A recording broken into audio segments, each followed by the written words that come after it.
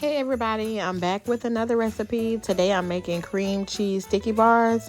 And let me tell you, I'm not even a cream cheese type of girl, but it's the holidays and everybody loves something sweet and good to eat. And so this is my go-to recipe. For the crust, you'll start off with a boxed yellow cake mix, a melted stick of butter, and 1 egg. Ignore the instructions on the cake mix box. We're only going to use the powder to mix with these other 2 ingredients to make our crust. Trust me, it's going to be good.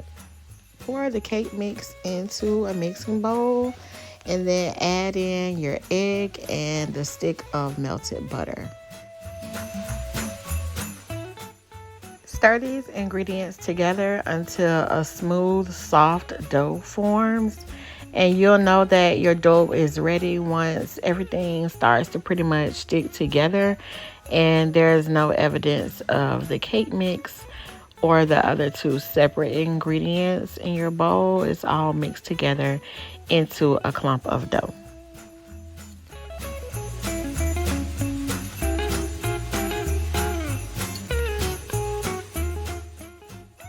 You're going to take your ball of dough and press it evenly into a baking dish or a baking pan.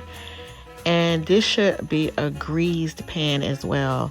They don't call these sticky bars for no reason. They do stick to the bottom of your pan. I guess all the sugar and cream cheese when it starts to melt together as it's cooking. So you'll want to make sure that your pan is greased. And I'm just pressing this into it, trying to make the surface or the foundation as smooth as possible. It doesn't make a huge difference, but you want every bite to have an equal amount of crust at the bottom. Once that's done, you'll set this aside and off to make our filling. For the filling, you'll need cream cheese, powdered sugar, vanilla extract, and eggs.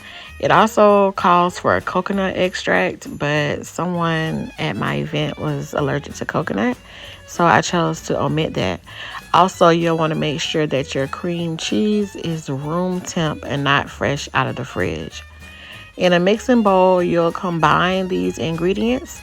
So your powdered sugar, your cream cheese, your eggs, your vanilla, and if you choose to use the coconut extract, you'll combine that as well.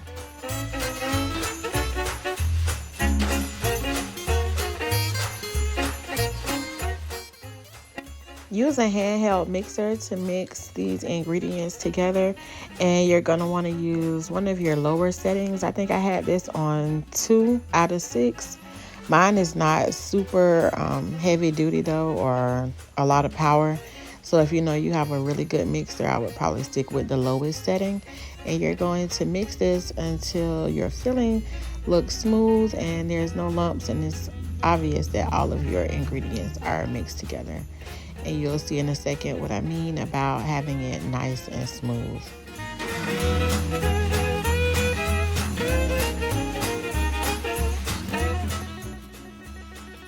You'll see that all of the lumps are gone and the mixture looks very smooth and flat. And now it's time to pour it over our dough. So you'll go ahead and spread this out evenly, making sure that you get all of the filling out of the bowl.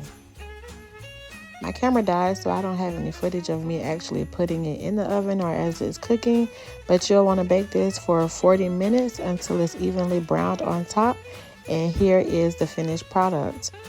Let it cool before you try to cut it because it is very soft and gooey and it will fall apart. I like to let mine cool just to room temp, but you can also store it overnight before you decide to cut it. Here's the perfect holiday sweet treat.